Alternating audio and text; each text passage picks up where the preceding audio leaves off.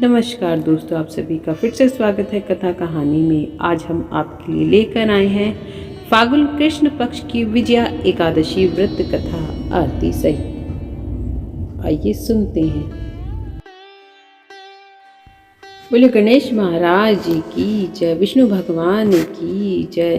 कथा प्रारंभते धर्मराज युधिष्ठिर बोले, हे जनार्दन, फाल्गुन मास के कृष्ण पक्ष की एकादशी का क्या नाम है तथा उसकी विधि क्या है? कृपया करके आप मुझे बताइए। श्री भगवान बोले, हे राजन, फाल्गुन मास के कृष्ण पक्ष की एकादशी का नाम विजया एकादशी है। इसके व्रत के प्रभाव से मनुष्य को विजय प्राप्त होती है। यह सब व्रतों से उत्तम व्रत है। इस विजया एकादशी के महात्म्य के चूर्ण व पठन से समस्त पाप नष्ट हो प्राप्त हो जाते हैं। एक समय देवऋषि नारद जी ने जगत पिता ब्रह्मा जी से कहा, महाराज, आप मुझसे फाल्गुन मास के कृष्ण पक्ष की एकादशी विधान कहिए। ब्रह्मा जी कहने लगे कि हे नारद, विजया एकादशी का व्रत पुराने तथा नए पापों को नाश करने वाला है। इस विजया एकादशी की विधि मैंने आज तक किसी से भी नहीं कही। यह समस्त मनुष्यों को विजय प्रदान करती है। त्रेता युग में मर्यादा पुरुषोत्तम श्री रामचंद्र जी को जब 14 वर्ष का वनवास हो गया, तब वे श्री लक्ष्मण तथा सीता जी सहित पंचवटी में निवास करने लगे। वहां पर दुष्ट रावण ने जब सीता जी का हरण किया, तब इस समाचार से श्री रामचंद्र जी तथा लक्ष्मण अत्यंत व्याकुल हुए और सीता जी की खोज में चल दिए।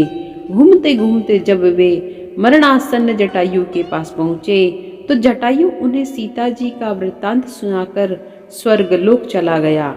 कुछ आगे जाकर उनकी सुग्रीव से मित्रता हुई और बाली का वध किया। हनुमान जी ने लंका में जाकर सीता जी का पता लगाया और उनसे श्री रामचंद्र जी और सुग्रीव की मित्रता का वर्णन किया। वहां से लौटकर हनुमान जी ने भगवान राम के पास आकर सब समाचार कहे। श्री रामचंद्र जी ने वानर सेना सहित सुग्रीव की संपत्ति से लंका को प्रस्थान किया। जब श्री रामचंद्र समुद्र से किनारे पहुंचे, तब उन्होंने मगरमच्छ आदि से युक्त उस अगाध समुद्र को देखकर लक्ष्मण जी से कहा कि इस समुद्र को हम किस प्रकार से पार करेंगे? श्री लक्ष्मण ने कहा, हे पुराण पुरुषोत्तम, आप आदि पुरुष हैं, सब कुछ जानते हैं। यहाँ से आधा योजन दूर पर कुमारी द्वीप में वकदालभ्य नाम के मुनि रहते हैं। उन्होंने अनेक ब्राह्मण देखे हैं। आप उनके पास जाकर इसका उपाय पूछिए। लक्ष्मण जी के इस प्रकार के वचन सुनकर श्री नारद जी वकदालभ्य ऋषि के पास गए और उनको प्रणाम करके बैठ गए। मुनि ने भी उनको मनुष्य रूप धारण किए हुए पुराण पुरुषोत्तम समझकर उनसे पूछा कि हे राम, आपका आना कैसे हुआ? रामचंद्र जी कहने लगे कि हे ऋषि, मैं अपनी सेना सहित यहाँ आया हूँ और राक्षसों को जीतने के लिए लंका जा रहा हूँ। आप कृपा करके समुद्र पार करने का कोई उपाय बतलाइए। मैं इसी कारण आपके पास आया हूँ।